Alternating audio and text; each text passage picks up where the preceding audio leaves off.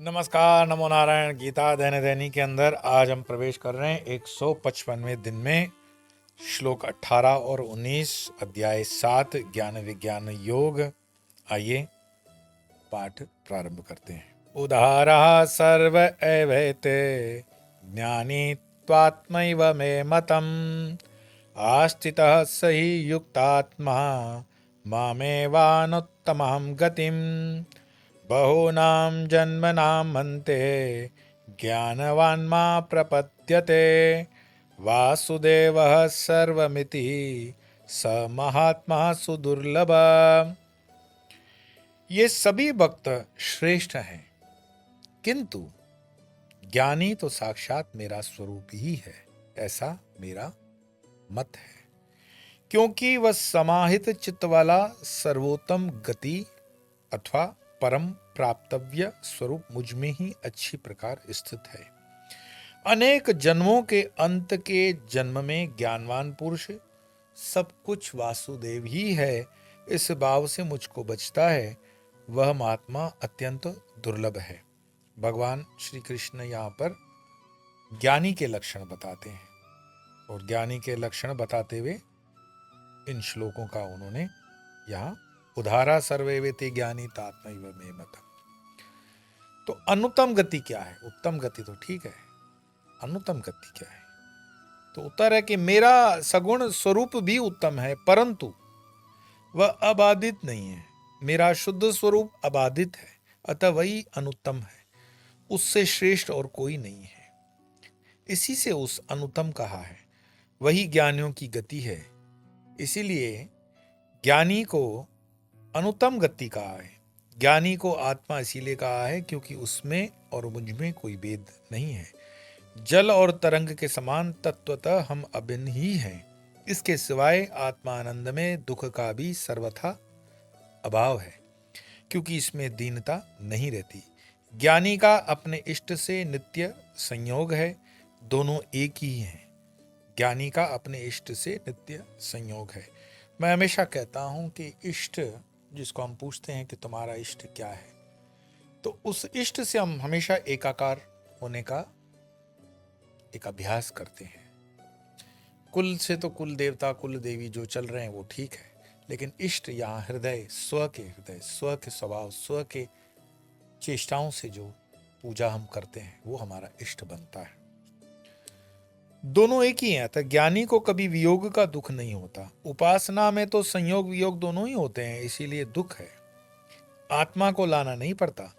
भक्त तो भगवान को लाता है और वे फिर चले भी जाते हैं, इसीलिए अन्य भक्तों की अपेक्षा ज्ञानी श्रेष्ठ है, क्योंकि ज्ञानी जानता है हम दोनों एक ही स्वरूप हैं। इसलिए जो वेदांत का अध्ययन करते हैं, क्योंकि वेदांत जो है वो भक्ति शास्त्रों से ऊपर कहा गया है।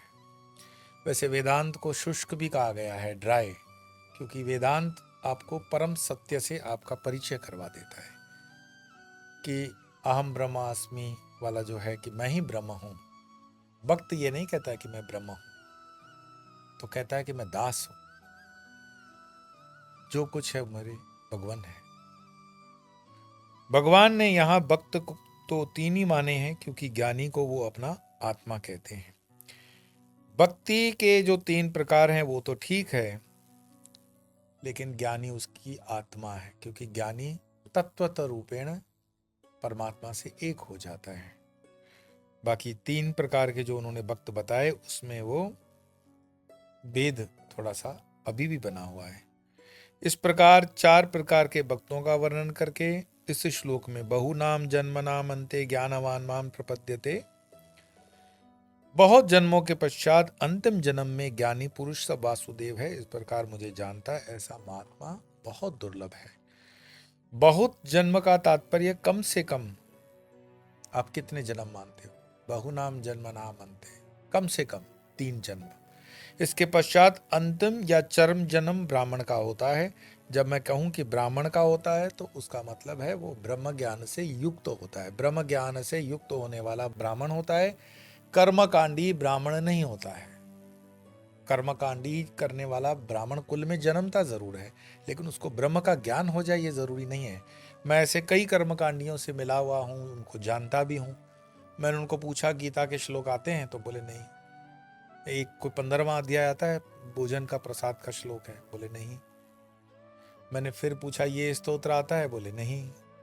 तो बोला तुम कर्मकांडी होकर के इतनी सब धड़ाधड़ श्लोक तुम कर रहे हो, जो भी उसमें कर्मकांड में लगते हैं मंत्र वो कर रहे हो, और गीता तुम्हें नहीं आती। तो बोले हमारा काम ही नहीं है गीता का, हमारा काम कर्मकांड का है, तो हम गीता में हमने पढ़ा ही नहीं। तो उसका मतलब उसको पेट भरने के लिए जो विद्या की आवश्यकता थी, वो हमने कल श्लोक किया हुआ था, ज्ञानी जिज्ञासु अर्थार्थी, उसको अर्थ के लिए धर्म चाहिए, अर्थ के लिए भगवान चाहिए, उतनी ही उपासना चाहिए जहां से उसका अर्थोपार्जन हो जाता हो। वो आपको वही चीजें बता सकता है जो सामने वाले को अपेक्षा रहती है उससे, तत्व ज्ञान की वो बातें नहीं करेगा। और ब्राह्मण या ब्रह्मविद की ही मुक्ति होती है जब निरंतर ब्रह्माकार वृत्ति रहे और संपूर्ण दृश्य आत्मसत्ता से भिन्न नहीं है ऐसा अनुभव हो, तब समझना चाहिए कि ये मेरा अंतिम जन्म है और मैं विधेय कैवल्य का अधिकारी हो गया हूँ। यहाँ पर ये फैसिलिटी भी आपको दे दी कि आप खुद का एनालिसिस खुद कर सकते हो कि मैं कौन से जन्म में हूँ। स्वयं से ही पूछो, मुझे कितने तड़के बड़के वाले भोजन पसंद हैं, कितने फैशनेबल और ब्रांडिंग कंपनियों के कपड़े पसंद हैं, मैं कितने प्रकार के मोबाइल यूज़ करता हूँ, मोबाइल की कंपनियाँ क्या होती है, उसके ऐप्स क्या होते हैं, उसकी एप्लीकेशंस को मैं कितना यूज़ करता हूँ, मैं मोबाइल का टोटल कितना यूज़ करता हूँ, मोबाइल मेरे कितने दोस्तों के साथ संपर्क में मुझे रखता है, कितने दोस्त मेरे काम के हैं, कितने संपर्क मेरे काम के। तो धीरे धीरे जब आप अपना सेल्फ एनालिसिस करोगे तो आपको पता पड़ जाएगा कि मैं कहाँ। मैं ऐसे कई महात्माओं को जानता हूँ कि जो मोबाइल फ़ोन तो दूर रहा, स्मार्टफोन छोटा सा भी फ़ोन अपने पास नहीं रखते हैं और नहीं उस पर बात करते हैं। सामने उनका कोई हेल्प करने वाला व्यक्ति होता है जो बहुत ही यदा कदा हमारे जैसे व्यक्ति उनको संपर्क करें तो उनको मैसेज दे देता है, बस इससे ज़्यादा कुछ नहीं।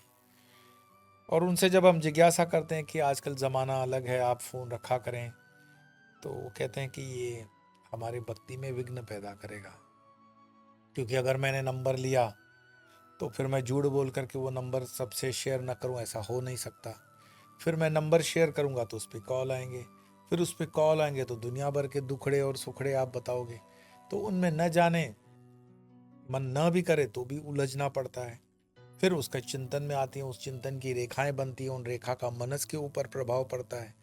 तो कहता है कि इन सब की झंझटों से मुक्त हो जाओ, फोन ही क्यों रखना, मेरा काम कौन सा रुक रहा है, मेरा काम तो हो रहा है।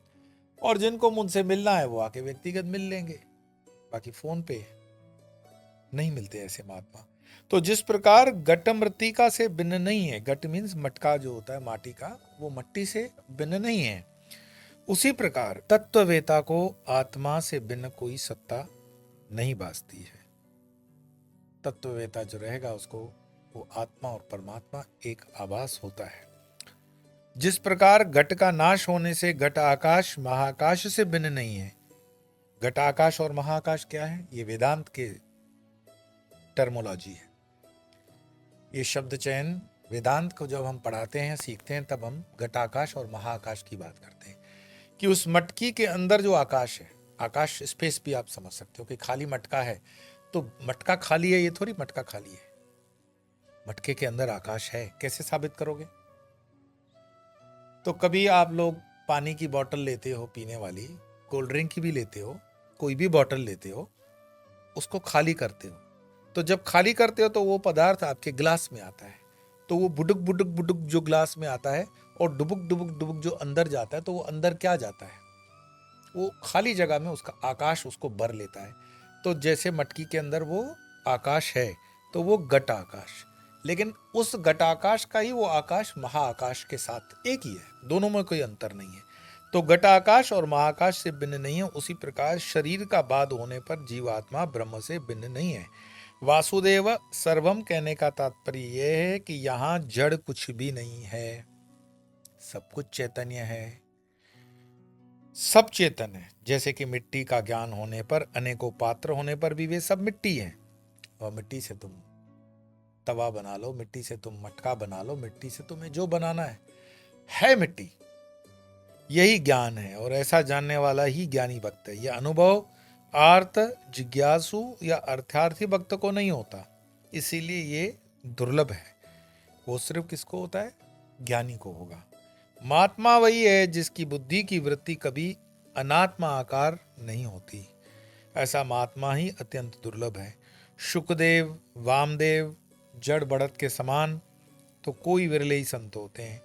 महात्मा के लक्षण आगे हम अध्याय 8वें के 15वें श्लोक में, अध्याय 8वें के 13वें और अध्याय 11वें के 37वें श्लोक में भी लक्षण वो बताएं, वो सब ठीक है। तो यहाँ फिर प्रश्न होता है कि शुकदेव आदि के समान सब महात्मा क्यों नहीं होते? जब महात्मा है तो फिर होने ही चाहिए शुकदेव की तरह।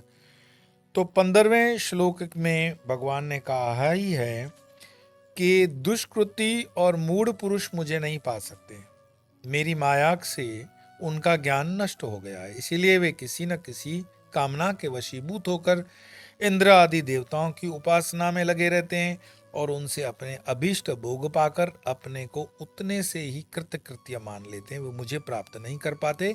इसकी पुष्टि अगले श्लोक में भी करते हैं।